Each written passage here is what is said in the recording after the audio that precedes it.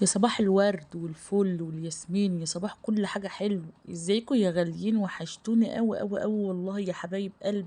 ربنا يدومكم في حياتي يا رب. انا ما كنتش بقدر يا ولاد استغنى عنكم والله. كل يوم عايزه اعمل لكم بس، وكل يوم عايزه اعمل لكم فيديو، كل يوم ابقى عايزه معاكم كل وقت وكل دقيقه.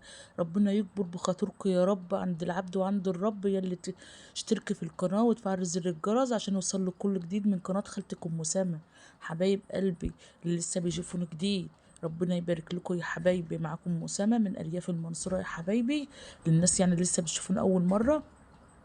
ويا ريت يا حبايب قلبي تشتركوا في القناة عشان يوصل لكم كل جديد مني.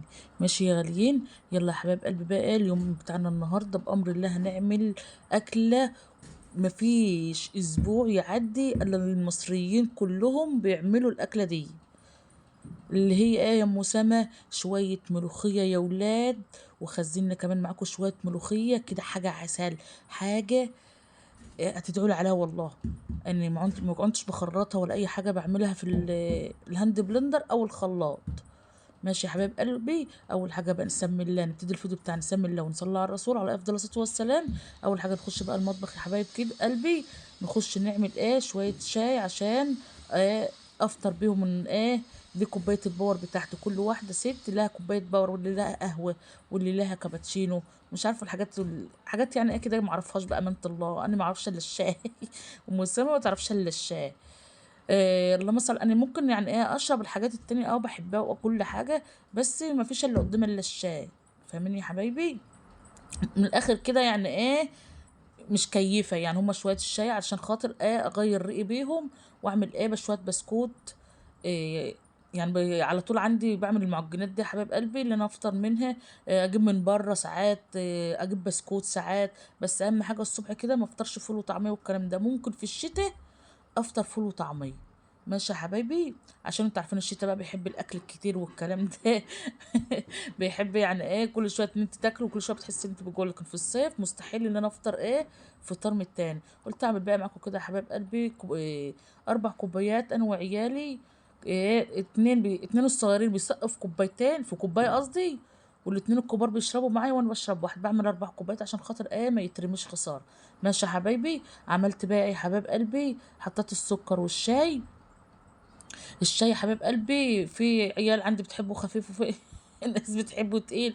انا بصراحه ربنا انا بحبه تقيل، وبحبش الا معلقه سكر واحده، علشان خاطر البسكوت معسل، كنا هنفطر بسكوت ساعتها. ماشي يا غاليين؟ ماشي يا حبايب قلبي، وربنا يحسن ما بين ايديكم يا رب. بص يا حبايب قلبي، لو وصلت هنا معايا في الفيديو ما تنسانيش الاشتراك في القناه وتفعل زر الجرس عشان يوصلك كل جديد من قناتي يا قلبي. ربنا يكبر بخاطركم يا رب عند العبد وعند الرب. بص يا حبيب قلبي، اللي انا بشيلها بقى من عليها ديت، امي تقول لي لو كبيره، لو كبيره هنعمل السره اللي انا بشيلها من العشاء، لو كبيره هيجيلك فلوس كتير، لو صغيره هيبقى هيجيلك فلوس حبه صغيرين دي امي بقى، امي كانت غلبانه على نيتها يا حبايب قلبي.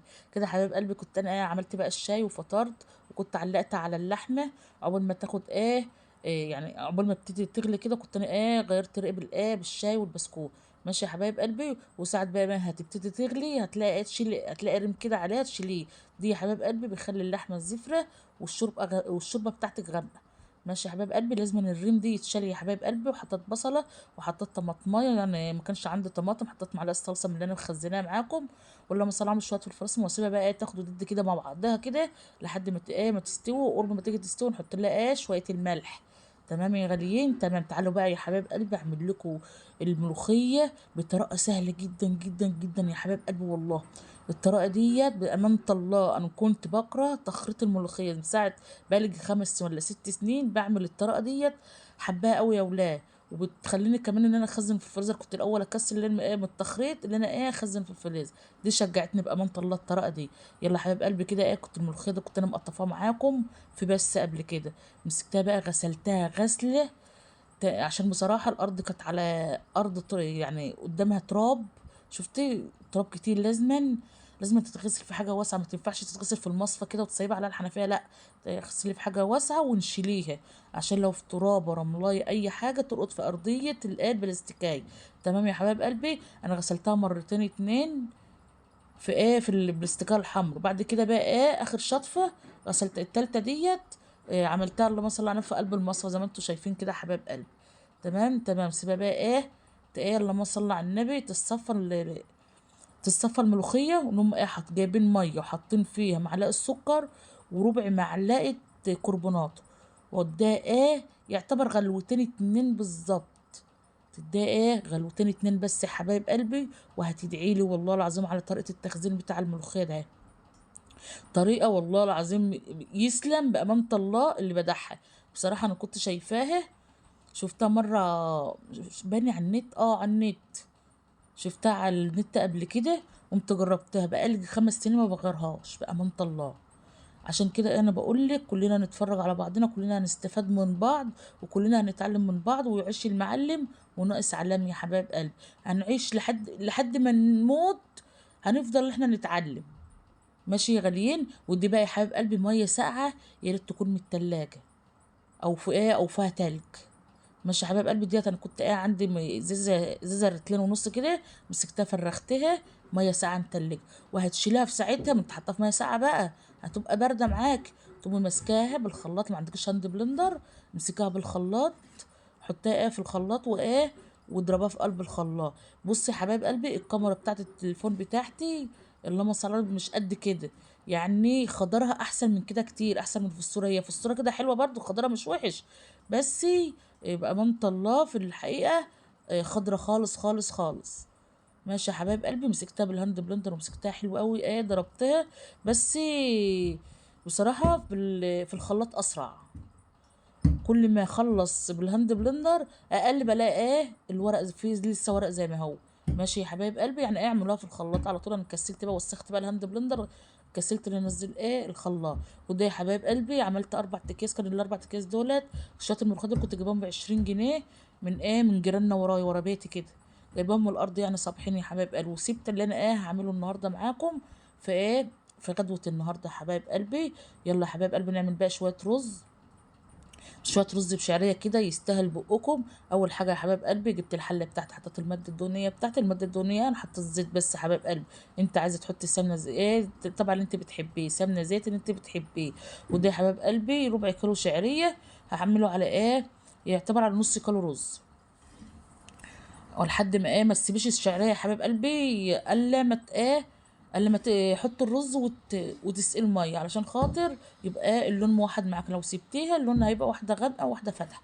ما تسيبيش الشعريه وانت بتحمرها يا حبايب قلبي. ماشي يا غاليين. مش هتاخد حاجه، ده هم بتاع 3 4 دقايق كده بالكتير.